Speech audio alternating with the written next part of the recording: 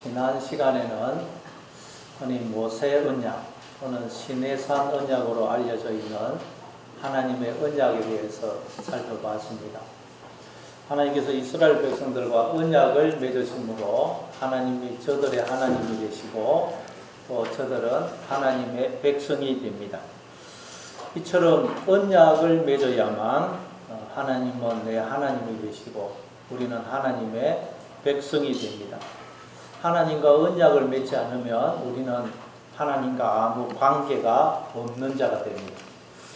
그런데 예레미야 31장 31절 이하에서 우리가 살펴본 것처럼 하나님이 이스라엘 백성들, 즉 우리를 애굽에서 이끌어내신 것을 두고 하나님이 우리와 언약을 맺어서 우리에게 장가를 와주셔서 남편이 되어 우리 손을 잡고 애굽에서 이끌어내 주셨다. 그렇게 말씀을 하시죠.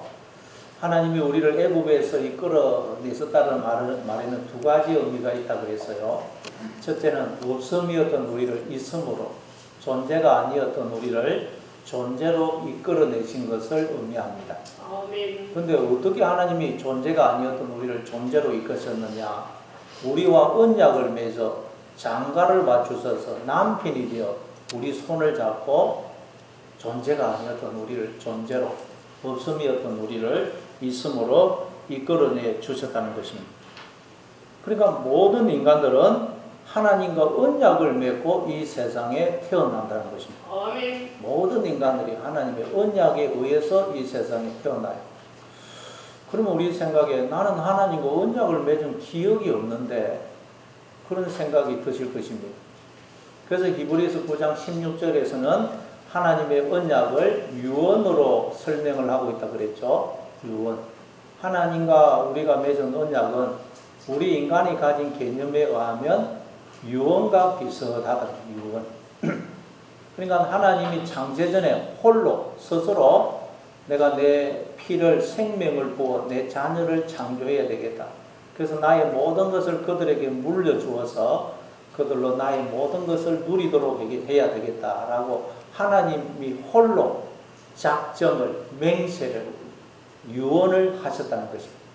그래서 하나님이 그 유언에 따라 우리 안에 영으로, 머리로, 생명으로 들어와 주셔서 하나가 되어 주심으로 우리가 이렇게 하나님의 생명에 참여하는 자가 되었다는 거예요. 아멘. 그래서 우리가 지금 부문족이지만 우리가 지금 하나님의 모든 것에, 모든 생명과 복에 참여하고 있는 것입니다. 근데 인간들이 육신의 생각이라는 무덤에, 즉 거짓 나에 갇혀서 그걸 알지를 못하더라는 거예요. 그러면 하나님과 나와 맺은 언약이 옛 언약이 되고 옛 언약. 그래서 하나님이 다시 우리를 육신의 생각이라는 그 애굽에서, 거짓 나에서 끄집어내 주시는 것입니다.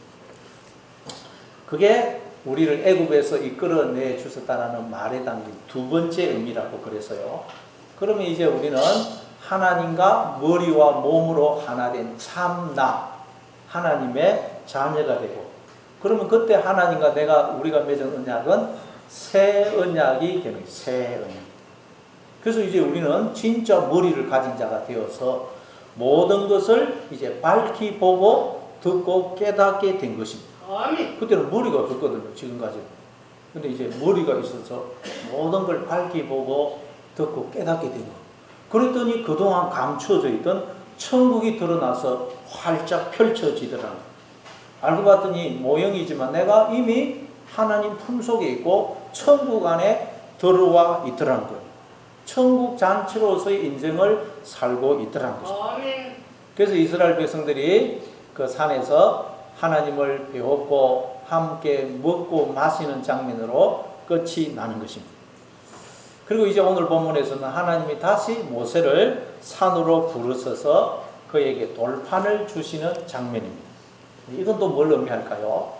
한번 우리 본문을 읽어가면서 살펴보도록 하겠습니다. 우리 12절, 24장 12절을 읽겠습니다. 시작. 여호와께서 모세에게 이르시되 너는 산에 올라 내게로 와서 거기 있어라. 내가 그들을 가르치도록 내가 율법과 계명을 친히 기록한 돌판을 내게 주리라. 하나님이 모세에게 너는 산에 올라 내게로 와서 거기 있으라고 하십니다. 그러니까 산에 올라간다는 말은 하나님께로 올라간다는 말입니다. 왜냐하면 하나님이 지금 이 시내산에 임재해 계시기 때문입니다. 그래서 하나님이 임재해 계시는 이 산을 하나님의 산 또는 여호와의 산이라 그래요. 그래서 13절에 보면 모세가 하나님의 산으로 올라가며 그렇게 되어 있죠. 그러니까 여러분, 우리가 하나님을 만나기 위해서는 어디로 가야 된다는 말이에요? 산에 올라가야 돼요. 산에 올라가야 우리는 하나님을 만나 하나님으로부터 말씀을, 즉 생명과 복을 받아서 그걸 누릴 뿐만 아니라 또 그걸 다른 사람들에게 전해 줄 수 있는 것입니다. 우리가 다 산에 올라가야 돼요. 산에. 하나님의 산에.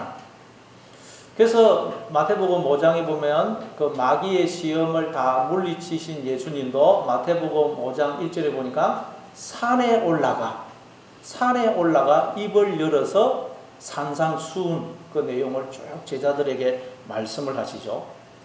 예수님도 산에 시험을 다 이기시니까 하나님의 산에 올라가서 하나님으로부터 그 말씀을 생명과 복을 받아서 우리에게 전해 주시더라는 것입니다. 이 시간 여러분도 다 하나님의 산에 오르시기를 바랍니다. 그래서 하나님을 만나 말씀을 받고 새롭게 되어서 또 그 말씀과 생명과 복을 다른 이들에게 나눠주시는 여러분 되시기를 바랍니다. 우리는 날마다 하나님의 산에 올라가야 돼요. 이사야서 2장 2절 3절입니다. 말일에 여호와의 전의 산이 모든 산 꼭대기에 굳게 설 것이요 모든 작은 산 위에 뛰어나리니 만방이 그리로 모여들 것이라. 많은 백성이 감히 이르기를 오라 우리가 여호와의 산에 오르며 야곱의 하나님의 전에 이르자. 그가 그의 길을 우리에게 가르치실 것이라. 우리가 그 길로 행하리라 하리니 이는 율법이 시온에서부터 나올 것이요 여호와의 말씀이 예루살렘에서부터 나올 것임이니라. 말일이 되면, 즉 성령이 임하면 여호와의 전의 산이, 이 여호와의 전의 산이라는 말은 여호와의 성전이 있는 산 또는 여호와의 성전인 산이라는 뜻이에요.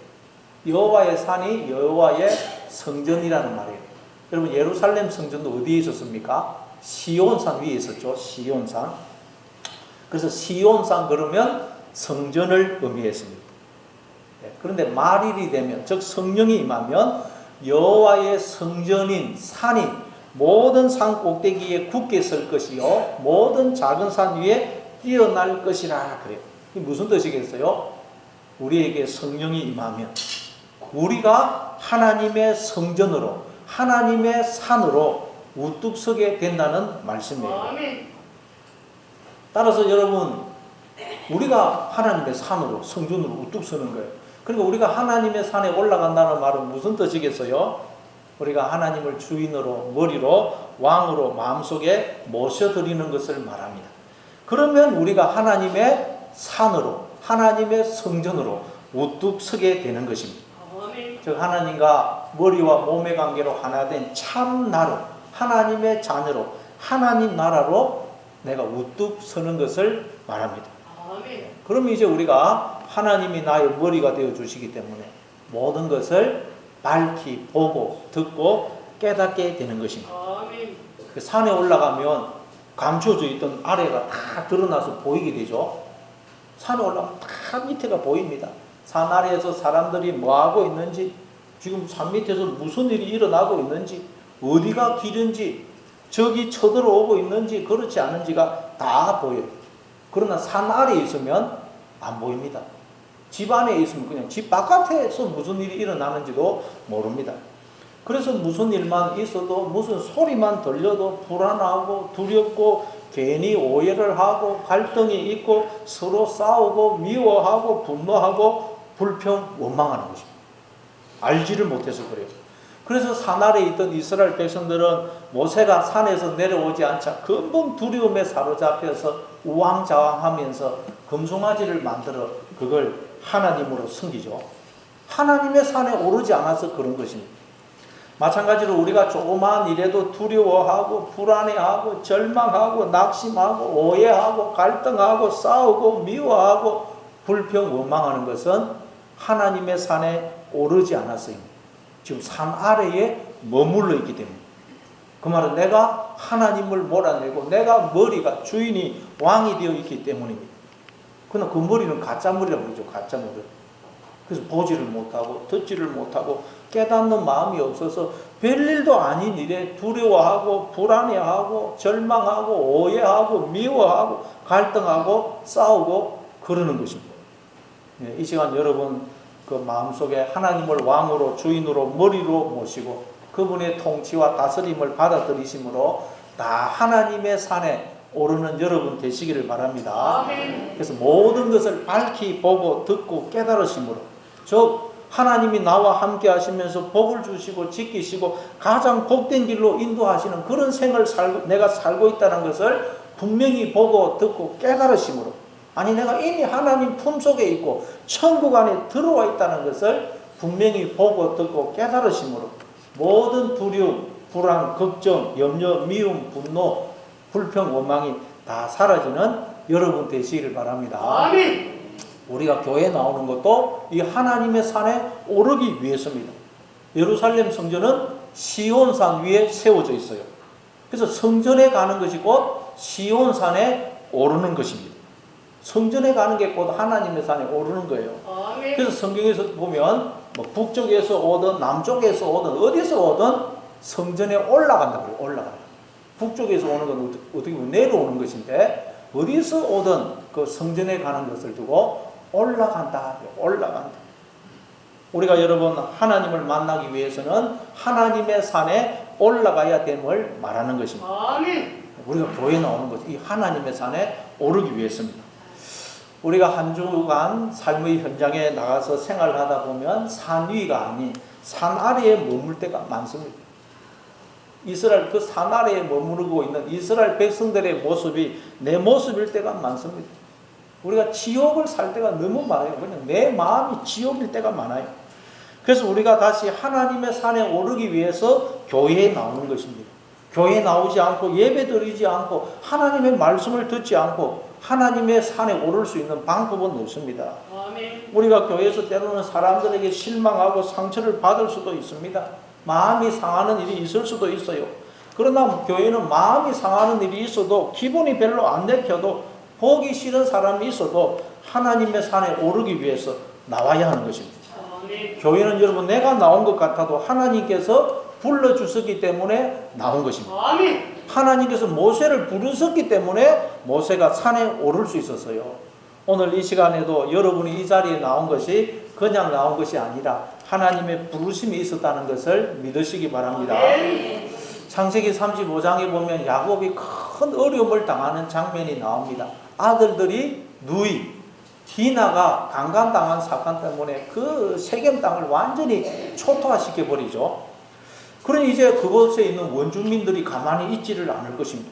그 당시에는 외부 사람들이 자기 부족 사람을 공격하면 가가지고 완전히 그냥 받은 것 이상의 복수를 했거든요. 그러니 이 야곱의 가정은 완전히 이제 그냥 전몰을 당해야 되는 그런 절체절명의 상황에 처해 있는 것입니다. 야곱의 가족이 그 부족 전체와 싸워서 이길 수는 없어요. 그렇다고 온 사방이 지금 가나안 원주민들로 둘러싸여 있는데 도망갈 수 있는 방법도 없어요. 길이 없는 거예요. 앞이 캄캄합니다. 그때 야곱이 하나님께 기도합니다. 하나님 어떻게 해야 됩니까? 어디로 가야 합니까? 하나님께서 말씀합니다. 야곱아 베델로 올라가라. 베델은 하나님의 집이죠. 하나님의 집. 그때 야곱이 가족들이 가지고 있는 모든 그 우상들을 다 꺼내게 해서 상수리 나무 아래에 놓고 베델로 올라가. 베델. 그랬더니 하나님이 그 사면 고을들에게 두려움을 주셔서 아무도 야곱을 추격하지 못하게 합니다. 베델로 올라가니까 모든 문제가 해결되는 것입니다. 아멘. 여러분에게 해결할 수 없는 여러 어려움이 있습니까? 앞이 보이지 않는 그런 절망적인 상황에 처해 있습니까? 하나님의 집, 즉 교회에 와서 하나님을 만나심으로 모든 문제를 해결받으시기 바랍니다. 아멘. 그렇게 우리가 하나님을 마음의 주인으로 왕으로 모셔드림으로 하나님의 산에 오르게 되면 어떻게 되느냐? 거기 보니까 내가 그들을 가르치도록 내가 율법과 계명을 친히 기록한 돌판을 내게 주리라. 우리가 하나님의 산에 올라 하나님을 만나게 되면 하나님이 친히 말씀을 기록한 돌판을 우리에게 주신다고 그래요. 여러분, 말씀이라는 것은 두 가지 의미가 있다 그랬죠. 하나님으로부터 우리에게 끊임없이 부어지는 생명과 복을 상징합니다. 모든 인간들은 끊임없이 하나님으로부터 부어지는 그 생명과 복을 먹고 이렇게 생명과 복을 누리며 살고 있는 것입니다. 아멘. 그런데 인간들이 그걸 아무도 모르더라는 거예요. 쏙더라는 거예요. 그래서 야고보서 1장 16절을 보면 내 형제들아 속지 말라. 온갖 좋은 은사와 온전한 선물이 다 위로부터 빛들의 아버지께로부터 내려오나니 그러죠. 인간들이 쏟고 있는 거예요. 나에게 주어진 생명, 지혜, 능력, 종기, 힘, 권세, 재능, 은사 이거 다 내 것처럼 보이거든.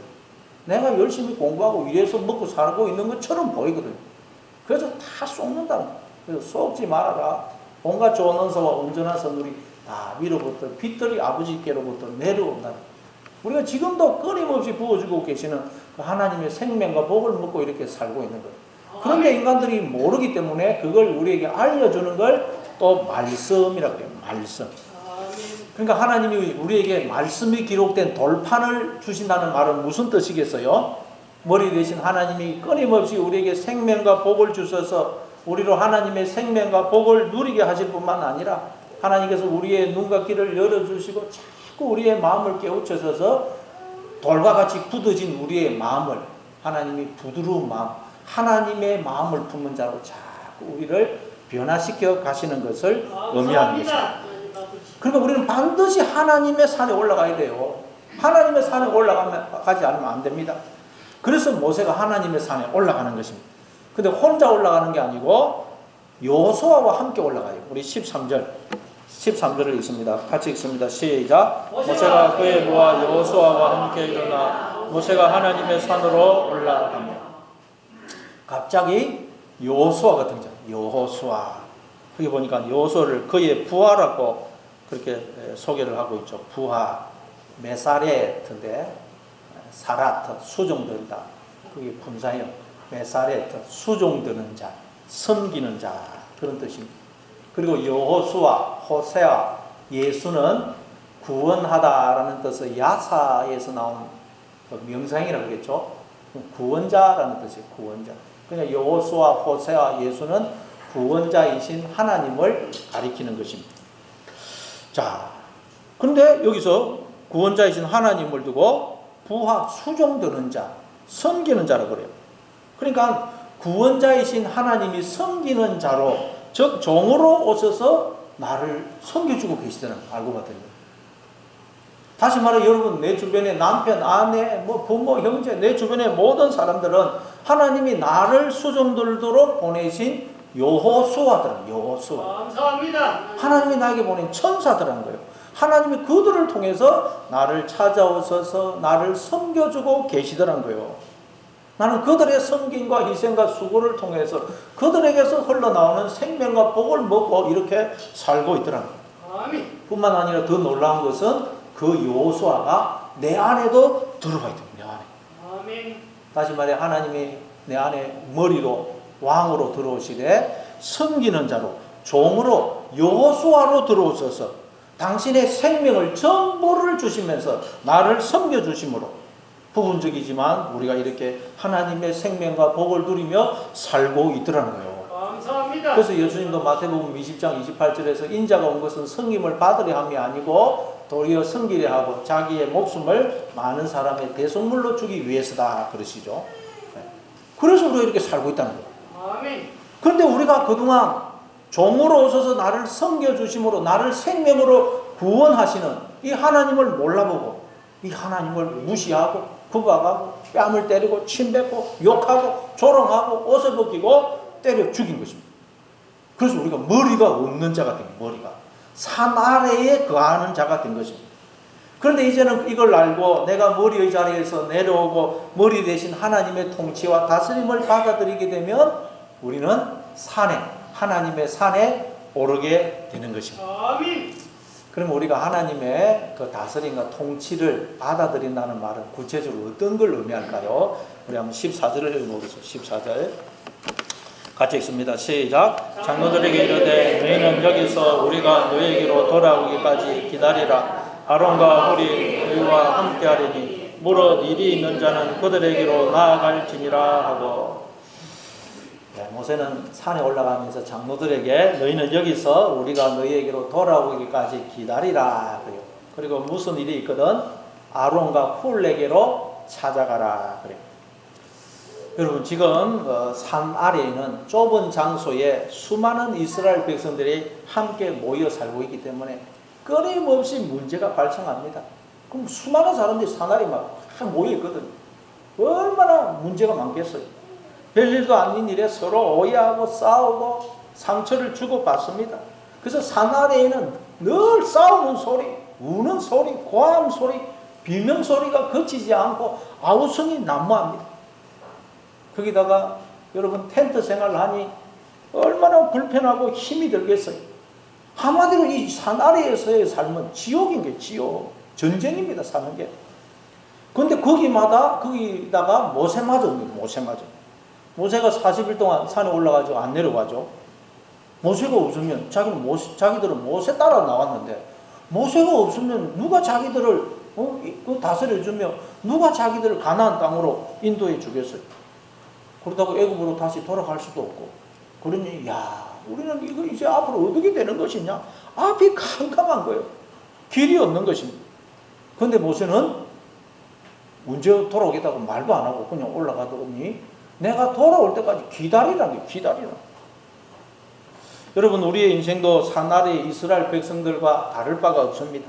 여러분 우리가 인생을 살아보니 사는 게 한마디로 전쟁이죠. 전쟁입니다. 그냥 때로는 어떻게 해야 될지 몰라 앞이 캄캄합니다. 정말 이러지도 못하고 저러지도 못하고 미칠 것 같은 상황에 처할 때가 많습니다.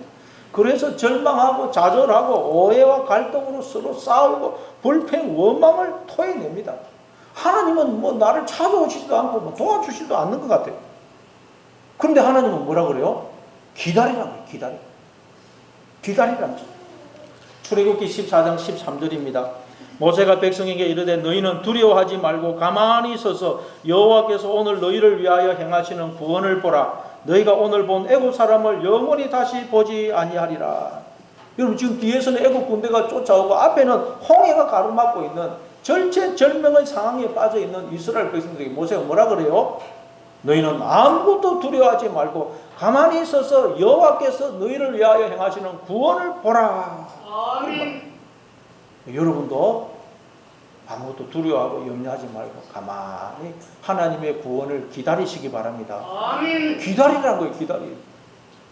사도행전 1장 4절 5절입니다. 사도와 함께 모이사 그들에게 분부하여 이르시되 예루살렘을 떠나지 말고 내게서 들은 바 아버지께서 약속하신 것을 기다리라. 요한은 물로 세례를 베풀었으나 너희는 맨날이 못되어 성령으로 세례를 받으리라 하셨느니라. 예루살렘은 예수님을 죽인 곳입니다. 그러니 제자들도 그 예루살렘에 있으면 잡혀가서 무슨 봉변을 당할지 모릅니다. 그리고 제자들은 그동안 예수님을 따라서 모든 걸 버리고 이 예루살렘에까지 따라온 거예요. 그러니 예수님이 안 계시면 제자들은 더 이상 예루살렘에 있을 필요가 없습니다. 예루살렘은 제자들에게 더 이상 아무런 의미도 희망도 없는 곳입니다. 그럼 이게 예루살렘에 있을 필요가 없어요. 그런데 예수님은 제자들에게 예루살렘을 떠나지 말고 아버지께서 약속하신 성령이 임하기까지 기다리라고 하십니다. 마찬가지로 우리도 인생을 살다 보면 도대체 이런 인생을 왜 살아야 되는지, 왜 나에게 이런 현실이, 이런 고통과 고난이 주어지는 것인지, 이런 인생을 언제까지 왜 살아야 하는지 알 수가 없을 때가 많습니다. 아무런 희망이 보이지 않을 때가 많아요. 그런데 주님은 그런 우리를 향하여 예루살렘과 같은 그런 상황에서 기다리라는 게 기다리. 아멘. 어떤 일이 있어도 어떤 상황에 처해도 두려워하거나 불안해하지 말고 낙심하거나 절망하지 말고 서로 책임을 전가하면서 싸우거나 불평하지 말고 오직 하나님의 선한 인도하심을 믿고 기다리라는 게 기다리. 아멘. 그래서 우리가 기다리다 보면 그래서 모든 그 일들을 다 지나서 보면 모든 것이 합력하여 선을 이루었다는 걸 알게 될 것이고 하나님이 이래서 그때 그 일을 허락하신 것이구나. 알고 봤더니 그때 이해할 수 없었던 그 고통, 그 고난, 그 인내의 시간이 나를 복의 자리에 세우시려는 하나님의 손길이었고 간섭하심이었구나 하고 아멘. 이해할 때가 올 것이라는 말이에요. 아멘. 이게 성령으로 세례를 받게 될 것이다 라는 말씀의 의미입니다. 여러분, 이해할 수 없는 일들이 있고 도무지 견디기 힘든 상황에 처해 있다 하더라도 두려워하거나 불안해하지 말고 낙심하거나 좌절하지도 말고 서로 상대방에게 책임을 전가하면서 싸우지도 말고 불평 원망하지도 말고 오직 하나님의 선한 인도하심을 믿고 소망 중에 기다리시기 바랍니다. 아멘. 야고보서 5장 11절입니다. 보라, 인내하는 자를 우리가 복되다 하나니 너희가 욥의 인내를 들었고 주께서 주신 결말을 보았거니와 주는 가장 자비하시고 긍휼히 여기시는 이시니라. 인내하는 자가 복이 있다는 거예요. 우리가 인생을 사는 이유는 바로 이 인내를 이루기 위해서입니다. 야고보서 1장 2절 4절입니다. 내 형제들아, 너희가 여러 가지 시험을 당하거든 온전히 기쁘게 여기라. 이는 너희의 믿음이 시련이 인내를 만들어내는 줄 너희가 아니라. 인내를 온전히 이루라. 이는 너희로 온전하고 구비하여 조금도 부족함이 없게 하려 함이라. 아멘. 우리는 시험의 인생을 살고 있어요. 우리 인생은 시험의 인생입니다. 아멘. 그런데 이 시험의 인생을 사는 목적은 바로 인내를 이루기 위해서라는 거예요. 인내를 이룰 때 우리는 온전하고 구비하여 조금 더 부족함이 없는 하나님의 자녀로 서게 된다는. 다시 말해, 우리는 그때 인내를 이룰 때 하나님의 모든 생명과 복의 모든 기쁨과 즐거움에 참여하게 된다는 것입니다. 그래서 하나님이 우리로 인내를 가지도록 하기 위해서 인생을 통해서 여러 가지 일들을, 여러 가지 우여곡절을, 희로애락을 경험하게 하신다는 것입니다. 아멘. 그럼 인내가 뭘까요? 인내. 무조건 그냥 막 이를 안고 참는 게 인내일까요? 그럼 예수 안 믿는 사람들도 합니다. 인내. 인내가 히포모네입니다. 이건 아르에라는 히포라는 전치사와 머물다, 메노의 합성의 히포메노. 뭐뭐 아르에 머물다. 히포메노의 명사형 히포모네입니다. 그 인내는 뭐겠어요? 아래에 머무는 거예요. 우리가 머리의 자리에 내려와서 머리 대신 하나님의 몸으로 거하는 거. 그게 인내예요, 인내. 우리가 다 머리 자리에 있거든요. 머리 자리에 내려와서 이제 하나님을 나의 머리로 모시고 그 하나님의 머리 대신에 순종하며 사는 거. 그게 인내예요, 인내. 아멘. 다시 말해, 어떤 상황, 어떤 처지에 처하더라도 하나님이 늘 나와 함께 하시면서 복을 주시고 지키시고 나를 가장 선한 길로 인도하신다는 것을 전적으로 믿고 신뢰하는 것을 인내라고 그래요, 인내. 아멘. 이 상태에 이르기 위해서 우리가 인생을 통해서 여러 가지 일들을 경험한다는 것입니다. 그래서 때로는 하나님이 안 계신 것 같고 하나님이 나를 떠나신 것 같고 나를 잊어버리신 것 같고 나를 사랑하시지 않는 것 같고 나에게 복이 아니라 저주를 주시는 것 같은 그런 일들과 상황에 처해 보기도 한다는 것입니다. 아멘. 정말 하나님이 이 약속을 지키는 게 맞는지 우리가 확인을 하기 위해서. 그런데 지나고 봤더니 정말 하나님이 약속을 지키셨다는 거예요. 아멘. 그때도 하나님은 늘 나와 함께 하시면서 복을 주시고 지키시고 나를 가장 선한 길로 인도해 오셨다는 거예요. 감사합니다. 이걸 우리가 인생을 통해서 계속 경험을 하게 되면 나중에는 어떻게 되겠어요?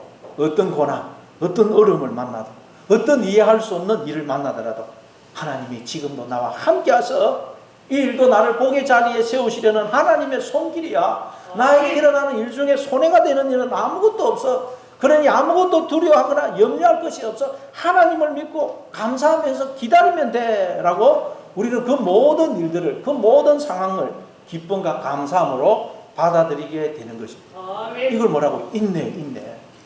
그러니까 인내는 다른 말로 믿음이라고 할 수 있는 믿음.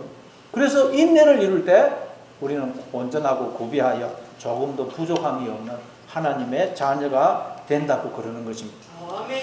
그러니 여러분 이해할 수 없고 견디기 힘든 그런 여러 가지 일들이 있다 하더라도 하나님이 나를 마치 떠나신 것 같고 나를 잊어버리신 것 같고 나에게 복이 아니라 저주를 주시는 것 같은 그런 상황에 처해 있다 하더라도 하나님이 나와 함께 하시면서 복을 주시고 지키시고 나를 가장 복된 길로 인도하고 계시다는 것을 기억하셔서 소망 중에 기다리시기 바랍니다. 아멘. 그 모든 일들과 상황들을 기쁨과 감사함으로 받아들이시는 감사합니다. 여러분 되시기를 바랍니다. 그때 우리는 여호와의 산에 오르게 되는 것입니다. 우리 한번 15절부터 18절까지 한번 읽어보죠. 15절부터 18절 같이 읽습니다. 15절부터 18절 시작. 모세가 산에 오르매 구름이 산을 가리며 여호와의 영광이 신의 산 위에 머무르고 구름이 엿새 동안 산을 가리더니 일곱째 날에 여호와께서 구름 가운데서 모세를 부르시니라. 산 위에 여호와의 영광이 이스라엘 자손에게 맹렬한 불같이 보였고 모세는 구름 속으로 들어가서 산 위에 올랐으며 모세가 40일 40야를 산에 있으니라. 아멘. 모세가 산에 오르니까 여호와의 영광이 시내산 위에 머무르고 구름이 엿새 동안 산을 가립니다. 그리고 일곱째 날에 여호와께서 구름 가운데서 모세를 부르십니다. 그래서 모세가 구름 속으로 들어가서 산에 올라가 40일 40야를 산에 있게 됩니다. 그때 여호와 이스라엘 백성들의 눈에 여호와의 영광이 맹렬한 불같이 삼키는 불같이 보였다고 말씀을 합니다. 여기서 우리가 너무 자세히 살펴볼 수는 없고 여기서 조금 우리가 생각해 볼 것은 모세가 구름 속으로 들어가서 산에 올라갔다는 내용입니다. 산에 올라갔다는 말은 하나님께로 올라갔다는 말입니다. 그런데 구름 속으로 들어가서 하나님께로 올라가다는 거예요. 이 말은 구름을 통해서 하나님께로 올라갔다는 말이에요. 그리고 하나님께로 올라갔다는 말은 무슨 뜻이겠어요? 성천이란 말, 성천. 하나님께로 올라가는 게 성천입니다. 에베소서 2장 6절입니다. 또 함께 일으키사 그리스도 예수 안에서 함께 하늘에 앉히시니. 우리를 이미 하늘에 앉히셨다고 그러죠. 우리가 하늘이신 하나님과 하나가 되면 우리는 하늘에 거하는 자, 즉 하늘이 됩니다. 하늘. 하나님은 그런 목적으로 우리를 지으셨어요. 아멘. 우리와 하나가 되어서 우리를 하늘에 거하는 자, 하늘이 되도록 우리를 지으셨어요. 그런데 우리가 스스로 하늘이 되려고, 머리가 되려고, 머리이신 하늘이신 하나님을 떠난 거예요. 그랬더니 어떻게 되겠어요? 하늘이 된 게 아니고 하늘에서 땅으로 추락을 하는, 머리가 없는 자가 된 것입니다. 땅에 거하는 자, 무덤에 거하는 자가 되어버린 것입니다. 이게 이사야서 14장 12절부터 15절 말씀입니다. 너 아침의 아들 계명성이여 어찌 그리 하늘에서 떨어졌으며 너 열국을 엎은 자여 어찌 그리 땅에 지켰는고 네가 네 마음에 이르기를 내가 하늘에 올라 하나님의 무별 위에 내 자리를 높이리라. 내가 북극 지폐의 산 위에 앉으리라. 가장 높은 구름에 올라가 지극히 높은 이와 같아지리라 하는도다. 그러나 이제 내가 서울고 구덩이 맨 밑에 떨어짐을 당하리로다. 이건 루시퍼 이야기가 아니고 우리 이야기입니다. 아니 루시퍼가 우리예요. 우리. 하나님은 우리를 하늘에 거하는 자, 즉 하나님의 모든 것에 참여하는 자로 우리를 지었었는데 우리가 스스로 하늘이 되려고 하늘이신 하나님을 떠났다는 거예요. 그랬더니 하늘이 된 게 아니고 하늘에서 땅으로 추락을 하더라고요. 그래서 땅에 거하는 자가 되고 무덤에 음부에 거하는 자가 되어버린 것입니다. 그래서 하나님이 다시 그런 우리를 향해서 하늘로 올라오라고 부르시고 계시다는 거예요. 하늘에서 우리가 땅으로 추락을 했거든요. 무덤에 음부에 가고 있어요. 그래서 하나님이 그런 우리를 향해서 다시 하늘로 올라오라고 부르고 계시는 거예요. 요한계시록 4장 1절입니다. 이 일 후에 내가 하늘에 열린 문이 있는데 내가 들은 바 처음에 내가 말하던 나팔 소리 같은 그 음성이 이르되 이리로 올라오라. 이후에 마땅히 일어날 일들을 내가 내게 보이리라 하시더라. 나팔 같은 큰 음성이 이르기를 이리로 올라오라. 나팔 소리는 하나님의 음성을 가리켜요. 하나님은 이 세상의 모든 것을 통해서 특별히 우리를 하나님의 나팔로 삼아서 하나님의 소리를 말하고 계신다 그랬죠. 하나님은 끊임없이 우리에게 말씀을 하고 계세요. 근데 그 말씀을 여러 가지로 요약을 할 수 있는데 그 중에 하나가 이리로 올라오라. 하나님이 끊임없이 우리에게 말씀하신 그 말씀을 한마디로 요약하면 이리로 올라오라. 왜? 우리가 지금 다 하늘에서 추락을 하여 땅에 거하는 자, 무덤에 거하는 자가 됐거든요. 그래서 하나님 그런 우리를 향하여 이리로 올라오라고 계속 말씀을 하고 계시다는 거예요. 그래서 우리가 그 하나님의 음성을 듣게 되면 우리가 하늘로 올라가. 아멘. 그래서 여러분, 그러니까 성천이란 여러분, 자꾸 우리가 무슨 어디 공간적으로 어디를 이동을 하는 것이라고 생각하는데 그게 아니고 머리 대신 하나님과 하나가 되는 거예요. 머리 대신 하나님과. 그래서 하나님의 생각을 하고 하나님의 말을 하는 자, 하나님의 마음을 품게 되면 우리가 성천을 해서 하늘에 거하는 자가 되는 것입니다. 그래서 바로 요한계시록 4장 2절에 보면 내가 곧 성령에 감동되었더니 보라 하늘의 보좌를 베풀었고 그 보좌 위에 앉으신 이가 있는데 라는 내용이 나오는 거예요. 하나님의 음성을 들었더니 성령의 감동이 되더라는 거예요. 성령의 감동이 되었다는 말은 하나님의 음성을 듣고 하나님의 생각을 하고 하나님의 말을 하는 것을 말해요. 그게 성천이에요. 성천. 여러분이 하나님의 음성을 듣고 하나님의 생각을 하고 하나님의 말을 하게 되면 성천하게 됩니다. 그러더니 뭐가 보여요? 하늘에 베풀어진 보좌와 그 보좌에 앉으신 이를 사도 요한이 보게 되는 거예요. 그 보좌에 앉으신 이는 누구를 가리키겠어요? 하나님을 가리키면서 하나님과 하나 된 나를 가리키는 나를. 아멘. 이처럼 하나님은 하나님을 떠남으로 하늘에서 추락하여 땅에 가는 우리, 무덤의 엄부에 가고 있는 우리를 향하여 끊임없이 하늘로 올라오라고 부르고 계시는 거예요. 부르고. 아멘. 그래서 예수님도 세례를 받으시고 물에서 나오니까 하늘이 열리죠. 우리의 거짓 자라는 가짜 하늘이 확 찢어지니까 진짜 하늘이 강한 하나님의 세계가 확 펼쳐지는 거예요. 그게 성천입니다. 성천. 무덤에서 나오는 게 성천이에요. 왜? 무덤에서 나왔더니 내가 하나님 품속에 천국 안에 들어가 있네요. 그런데도 내가 그 육신의 생각이랑 무덤을 만들어 들어가 있습니다. 그 나오는 게 성천이에요. 성천. 그리고 또 하나님으로부터 음성이 들리죠. 이는 내 사랑하는 아들이요 내가 기뻐하는 자니라. 우리가 이 음성을 듣게 되면 내가 하나님의 자녀라는 것을 알게 되면 그게 무덤에서 나오는 거예요. 그게 성천이에요. 성천. 그래서 요한복음 5장 25절에도 보면 죽은 자들이 무덤에 있는 자들이 하나님의 아들의 음성을 들을 때가 오니 곧 이때라. 듣는 자는 살아나리라. 무덤에서 나오리라. 성천하게 되리라 하는 말이에요. 하나님의 아들의 음성을 듣는다는 말은 내가 하나님의 아들이라는 걸 알게 되는 걸 말이에요. 그러면 우리가 무덤에서 나오게 돼요. 성천을 하게 돼요. 무덤에서 나오면 우리가 천국 안에 하나님 품속에 있는 것입니다. 아멘. 그러니까 여러분 우리가 어떻게 해야 성천을 할 수 있다고요? 하나님의 음성을 들어야 하나님의 음성을.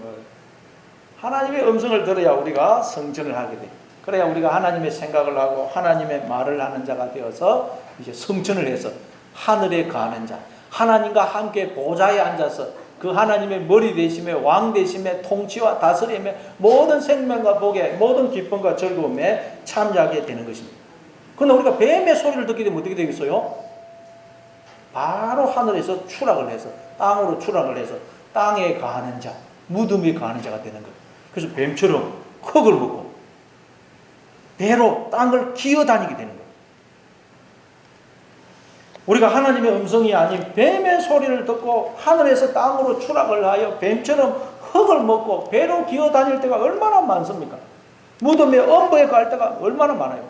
생명의 양식을 먹어야 되는데 흙을 먹고 있는 흙을 먹으니 배가 얼마나 아프겠어요. 그냥 늘 두려움, 그냥 불안, 염려, 걱정, 갈등, 오해, 마음속에 이게 꽉 차요. 흙을 먹으니 생명의 양식을 먹어야 이 기쁨과 감사가 넘칠 텐데 흙을 먹으니 마음의 기쁨이 감사가 없는 것입니다. 왜 그렇다고요? 뱀의 소리를 듣는 뱀의 소리. 이처럼 누구의 소리를 듣는다에 따라서 우리는 성천을 해서 하늘에 가는 자가 될 수도 있고 하늘에서 땅으로 추락을 하여 땅에 가는 자, 무덤에 가는 자가 될 수도 있다는 거예요. 뱀처럼 흙을 먹고 배로 땅을 기어다니는 자가 될 수도 있다는 거예요. 이 시간 뱀의 소리를 듣고 하늘에서 땅으로 추락하신 분이 있습니까? 사실 우리가 늘 추락하죠. 살아가다 보면 수시로 추락을 합니다. 수시로. 그러니 여러분 이 시간 너는 내가 사랑하는 아들이며 내가 기뻐하는 자야. 내가 늘 너와 함께하면서 복을 주고 지키고 가장 복된 길로 인도하는 인생을 살고 있으니 무슨 일을 만나도 아무것도 염려하거나 두려워하지 말고 항상 기뻐하고 감사하면서 살아라는 이 하나님의 음성을 듣고 다시 무덤에서 나오시기 바랍니다. 성천하시는 여러분 다 되시기를 바랍니다. 세상에서 들려오는 부정적인 소리, 무슨 비난 소리, 다른 사람 욕하고 헐뜯는 소리, 내 속에서 들려오는 그 뱀의 소리는 듣지도 마시고 말하지도 마시기 바랍니다. 그 소리를 들으면 우리 하늘에서 땅으로 추락하는 거예요. 추락. 그러니까 모세가 구름에 의해서 성천을 했다는 말은 무슨 뜻이겠어요? 하나님의 말씀을 듣고 하나님의 생각을 하고 하나님의 말을 하는 자가 되었다는 거예요. 구름을 통해서 하나님의 산에 올라갔다는 말이에요. 하나님의 음성을 듣고 하나님의 생각을 하고 하나님의 말을 하는 자가 되었다. 그래서 제가 전에 구름, 바다, 물, 성령, 피, 생명은 다 같은 것이라고 그렇게 말씀을 드렸죠. 그래서 요한계시록 11장 12절에도 보면 하늘로부터 큰 음성이 있어 이리로 올라오라 함을 그들이 듣고 구름을 타고 하늘로 올라가니 그들의 원수들도 구경하더라. 여기서 그들은 두 정인을 말합니다. 두 정인. 두 정인은 우리 성도를 가리킵니다. 근데 왜 우리 성도를 두 정인이라 그러냐? 우리는 하나님과 머리와 몸으로 짝을 이루고 있거든요. 그래서 두 정인이에요. 근데 이 두 정인이 무정행에서 올라온 짐승들과 싸워서 죽어요. 시체가 큰 성길에 사흘 반 동안 놓여 있습니다. 그런데 이제 사흘 반이 되니까 하늘로부터 음성이 들리기를 이리로 올라오라, 이리로 올라오라. 그러자 그 정인이 그 음성을 듣고는 구름을 타고 하늘로 올라가더라. 구름을 타고 하늘로 올라갔다는 말은 하나님의 음성을 듣고 하나님의 생각을 하고 하나님의 말을 하는 자가 되었다는 거예요.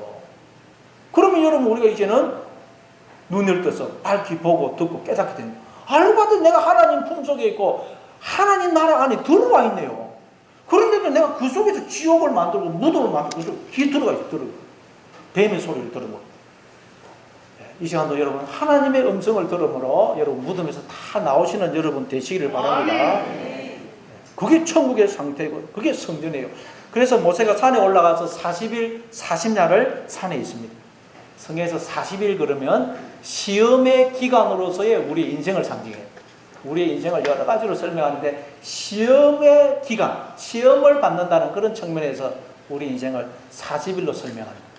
그래서 신명기 8장 2절에 보면 이스라엘 백성들을 40년 동안 광야 생활을 하셨다 그러죠. 해갔다 그러죠. 예수님도 성령에게 이끌려 마귀에게 시험을 받으러 광야로 가서 40일 동안 시험을 받으시죠. 시험을. 그래서 그곳에서 40일을 금식하신 후에 줄이시더라. 줄이시더라. 이 시험의 기간은 뭐냐? 금식을 하는 거죠. 금식. 모세도 산에 올라갔으니까 아마 굶었을 거예요. 굶었을 거예요. 이 뭘 의미할까요? 우리가 여러분 인생은 시험의 기간으로서의 그 인생을 상징할 때 40일로 설명하는데 그러면 우리의 이 인생은 뭐냐? 시험으로서의 우리 인생은 금식을 하는 금식. 이 뭘까요? 신명기 8장 2절에도 보면 내 하나님 여호와께서 이 40년 동안에 내게 광야길을 걷게 하신 것을 기억하라. 이는 너를 낮추시며 너를 시험하셔 쭉 나오다가 이는 사람이 하나님의 입에서 나오는 모든 말씀으로 사는 줄을 깨닫게 하기 위해서다. 그러죠. 우리가 광야 인생을 사는 이유가 뭐냐? 시험으로서의 인생을 사는 이유가 뭐냐? 하나님의 입에서 나오는 말씀으로 살고 있다는 걸 우리가 알기 위해서라는 거예요. 다시 말해 우리는 하나님이 나를 지었을 뿐만 아니라 하나님의 은혜와 사랑과 보호하심과 복주심 속에 이렇게 살고 있다는 것을 깨닫기 위해서라는 거예요. 아멘. 지금도 하나님 끊임없이 나를 품으시고 생명과 복을 주고 계셨어요. 그런데 내가 머리의 자리에 앉아서 하나님이 주시는 그 생명의 양식을 사망의 양식으로 그 생명의 떡을 흙으로 바꿔볼 때 내가 하나님이 주시는 생명의 양식을 내가 머리의 자리에 앉아서 흙으로 바꾸는 거예요. 그리고는 그 흙을 먹고 막 배가 아파서 괴로워하고 갈등하고 고민하고 미워하고 그러고 있는 거예요. 하나님은 생명의 양식을 주는데 내가 그 생명의 양식을 머리에 자리에 앉아서 흙으로 바꾸는 거예요. 그래서 야 나는 내 힘으로 사는 게 아니고 하나님이 주시는 생명의 양식을 먹고 살고 있는데 내가 머리의 자리에 앉아서 그 생명의 양식을 흙으로 바꿔버리거나 깨닫게 되면 이제는 내가 머리의 자리에서 내려오겠죠. 그 흙을 안 먹게 되겠죠. 그걸 금식이야 금식. 그러면 이제 우리는 오직 하나님으로부터 내려지는 그 생명의 양식을 그 복을 먹는 자로 이제 우리가 세워지게 되는 것입니다. 아멘. 그래서 40일을 금식을 했다. 그러면 여러분 이제 우리 앞에 감춰졌던 천국이 활짝 펼쳐지게 되는 것입니다. 내가 하나님의 산으로 하나님의 성전으로 하나님 나라로 우뚝 서게 됩니다. 그래서 이제 25장에서부터는 성막에 대한 이야기가 나와요. 성막. 이 성막이 바로 우리야, 우리. 여러분 날마다 하나님의 음성을 들으심으로 무덤에서 음부에서 나와 성천을 하시는 그래서 흙이 아닌 생명의 떡과 포도주를 먹고 마시는 천국 잔치로서의 인생을 살아가시는 여러분 다 되시를 바랍니다. 아멘.